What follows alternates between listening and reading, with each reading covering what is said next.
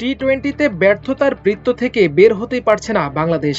আরব আমিরাতের কাছে ২-১ ব্যবধানে পরাজয়ের পর পাকিস্তানের বিপক্ষেও ৩ ম্যাচের সিরিজ ৩-০ ব্যবধানে হেরেছে লিটন দাসের দল। সবশেষ পাকিস্তানের বিপক্ষে ধবল ধোলাই নিয়ে চলছে আলোচনা। কি কারণে এই হার? কারণ অনেকগুলো, তবে মূল কারণ ৫টি। প্রথমত, মিডল অর্ডারে ব্যাটিং ধস। পাকিস্তানের বিপক্ষে ৩ ম্যাচই বাংলাদেশ খেলেছে লাহোরে। ৩ ম্যাচে গাদ্দাফি স্টেডিয়ামের পিচ ছিল ব্যাটিং সহায়ক, তবে সেটার সুবিধা কাজে লাগাতে পারেনি বাংলাদেশ। মূলত মিডল অর্ডারের ব্যাটারদের ব্যাটিংই ডুবিয়েছে দলকে। তাওহিদ হৃদয়, শেখ মাহেদী, শামীম হোসেন, মেহেদী হাসান মিরাজ ঘুরে ফিরে সবাই ব্যর্থ হয়েছেন।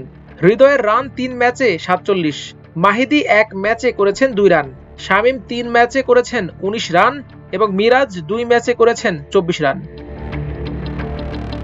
এর পরের কারণ দুর্বল বোলিং। উইকেট ছিল ব্যাটিং সহায়ক, তবুও বোলারদের দায় কম নয়। ভালো শুরু করেও তারা রিদম ধরে রাখতে পারেননি। ৩ ম্যাচই খেলেছেন তানজিম হাসান, হাসান মাহমুদ ও রিশাদ হোসেন। তানজিম নিয়েছেন ৪ উইকেট, হাসান ৩টি, আর যাকে নিয়ে আশা ছিল সেই রিশাদ পেয়েছেন মাত্র ২টি উইকেট।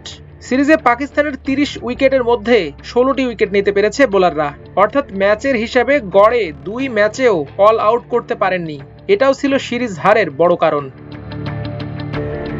তৃতীয় কারণ দুর্বল ফিল্ডিং। পুরো সিরিজে বাংলাদেশের সবচেয়ে ব্যর্থতার নাম ফিল্ডিং। আরব আমিরাতের বিপক্ষে সিরিজ শুরু থেকে সেই ধারাবাহিকতা পাকিস্তানের বিপক্ষেও বজায় রাখলেন ফিল্ডাররা। দ্বিতীয় ম্যাচের শুরুতেই আউট হতে পারতেন পাকিস্তানের সর্বোচ্চ স্কোরার সাহিবজাদা ফারহান। মিরাজের বল উড়িয়ে মারেন এই ব্যাটার। বল উঠে যায় আকাশে।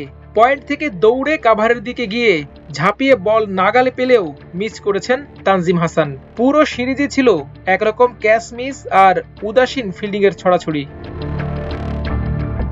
এরপরে যে কারণটি, গতিহীন ব্যাটিং অর্ডার আর একটি কারণ। পাকিস্তানের বিপক্ষে সিরিজ পরাজয়ের পেছনে ব্যাটিং অর্ডারের গতিহীনতাও কম দায়ী নয়। কোনো ব্যাটার আউট হওয়ার পর নতুন জন এসে গতি ধরে রাখতে পারেননি। তাতে রান রেট কমে যাওয়ার পাশাপাশি উইকেট পতনের মিছিলও ভারী হয়েছে। ৩ ম্যাচে ওপেনিংয়ে দারুণ ব্যাটিং করেছেন তানজিদ হাসান, তবে তার উইকেটের পর কেউ সেভাবে দলকে টেনে নিতে পারেননি। ৩ ম্যাচে তানজিদের ইনিংস ছিল ৪২, ৩৩ ও ৩১।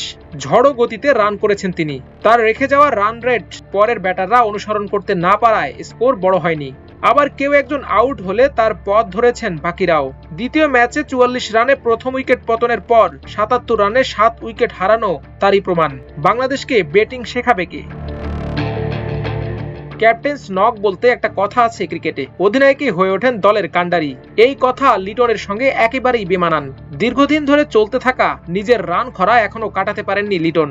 একের পর এক ডান হাত, বাম হাত, অজুহাত দাঁড় করিয়েছেন। নিজের ব্যাটিংটাই কেবল ঠিক করতে পারেননি, যার প্রমাণ সবশেষ ৩০ টি-২০ ইনিংসে তার 50 মাত্র একটি। অধিনায়ক হিসেবে ব্যাটিং গড় ১৫.৮০। লিটনের মাঠের অধিনায়কত্ব প্রশ্নবাণে বিদ্ধ।